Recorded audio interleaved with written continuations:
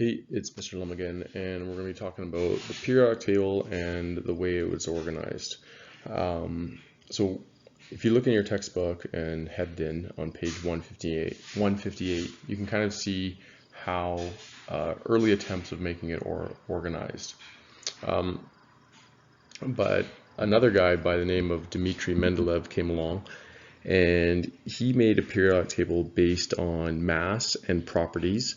And he found that the properties reoccurred periodically, and that's how he organized it. And that's why it's called the periodic table, mainly because of the properties reoccurred periodically. He also did this interesting thing. He left spaces in the periodic table, and we'll talk a little bit about why he left spaces in the periodic table. So before we get into that, Mendeleev came up with what is called periodic law. And he said that the properties of the chemical elements recur periodically when elements are arranged from lowest to highest atomic number. And so what Mendeleev did is that he helped create the modern periodic table, and he found these properties reoccurred periodically. And I also mentioned before he left spaces in the periodic table. So what that means is that, like, this is not exactly what it looked like, but he would leave spaces like this in the periodic table. And the reason why he left spaces, like say right here, is because he knew that one day an element would be discovered. It would have 36 protons in it. It would have the properties that would make it less reactive and all of these different kinds of things.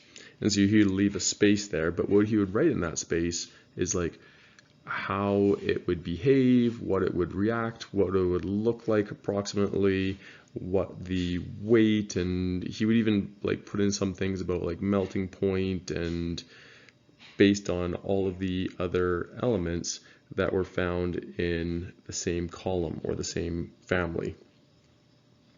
And then he would have all these spaces in there, and all he would have is just like the properties and the mass and all of that kind of stuff in there. And people would kind of like bring in their attempts to find out what these elements were and fit them into Mendeleev's periodic table.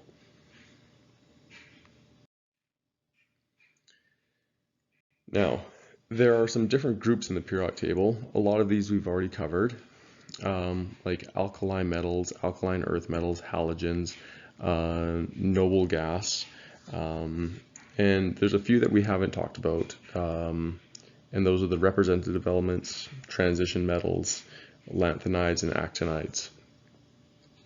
So we're going to figure out where those things are, and you can make highlight a few things on your periodic table if it helps you remember where these elements are. So the first one are the representative elements. Essentially what the representative elements are things that are going to end with your S or P subshell. Okay, those are considered representative elements. Now, these are your transition metals. Transitional metals are things that are going to end with a D subshell. Now, alkali metals are column 1. It's written on your periodic table. They are not only is sodium an alkali metal, but it's also a representative element. Okay, so alkali metals are part of representative elements. And same with alkaline earth metals. Alkaline earth metals are also representative elements. The halogens as well. And then the noble gases. Now, these ones are called the lanthanides. They're your F orbital, but they're just your 4F subshell. So not just like your F subshell, in particular like the 4F subshell.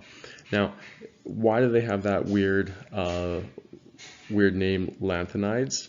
And it's mainly because if you take a look at this element right here, which is lanthium, this F, like it goes, the reason why the F subshell is written always like way down here is because you need a really long piece of paper to fit it in. But actually, all of these elements fit in right where this like kind of black thing is right there. And that is what is called your, that's where the F subshell actually fits in. We just kind of put it below because it kind of fits on a piece of paper nicer. But since this is lanthium, lanthium is the start of the lanthanides. Now, the actinides, well, same thing.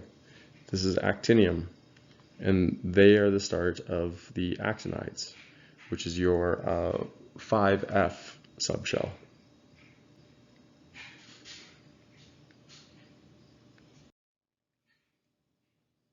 Now, you can maybe put the video on pause and figure out maybe where some of these things are. And yeah, but radon is going to be a noble gas and also a representative element. Calcium is going to be an alkaline earth metal.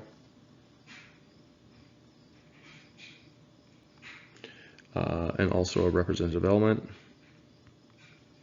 Iron is going to be a transition metal.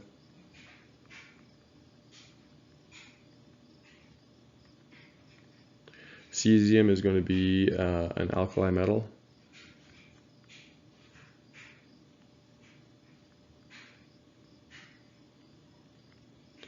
As well as a representative element.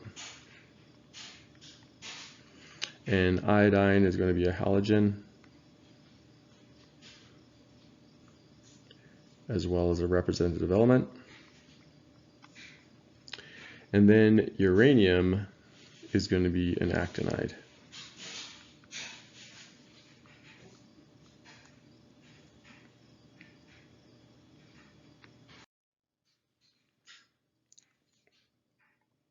Okay, we're going to be talking a few little definitions in this for the rest of chapter 8 here. One of the definitions we're going to be talking about are metals and nonmetals. Now, metals are typically written on the left side of the periodic table and nonmetals are written on the right side. So what are some of the differences between them? Well, metals have a lot of, or high in luster. Luster is just a fancy way of saying it's shiny. Okay, and they're usually opaque. Opaque is a fancy way of saying can't see through it.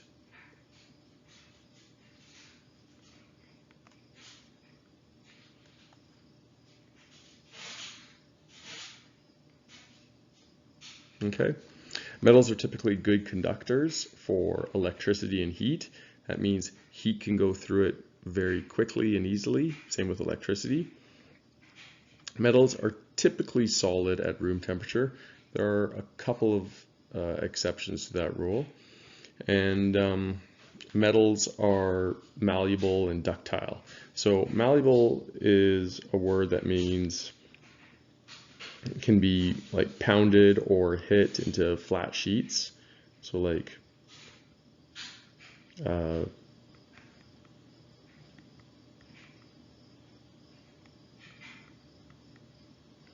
it can be like manipulated, it can be kind of bent. Ductile means that it'll have a little bit of stretch. So it can be like pulled into like wires and it'll kind of stretch to it.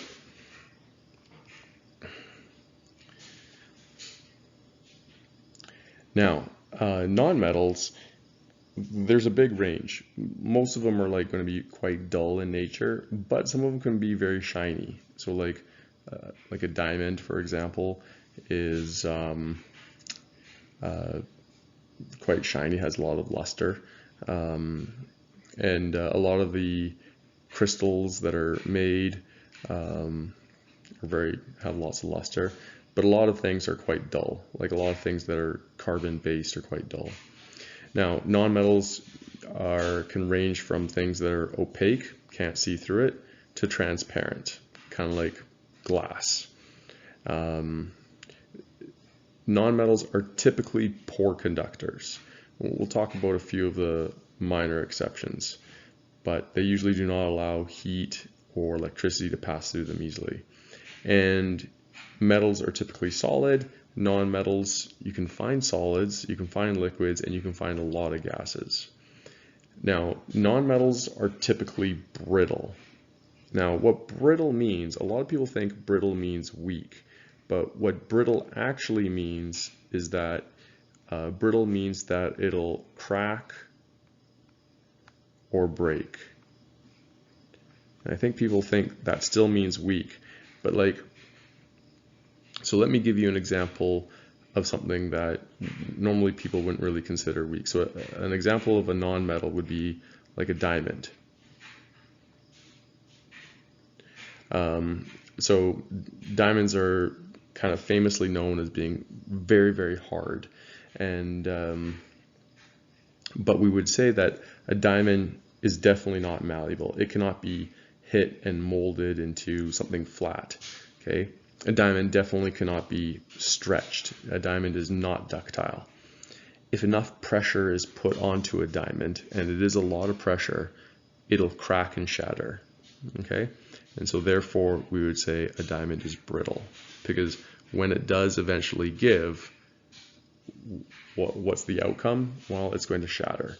It's going to crack and break, so therefore it's brittle. If I had a piece of iron, if enough pressure is put on a piece of iron, it's probably going to bend and stretch. And so we would say that iron is not brittle. Anyways, I want you to get a little bit of practice on this and work on page 162, number 34.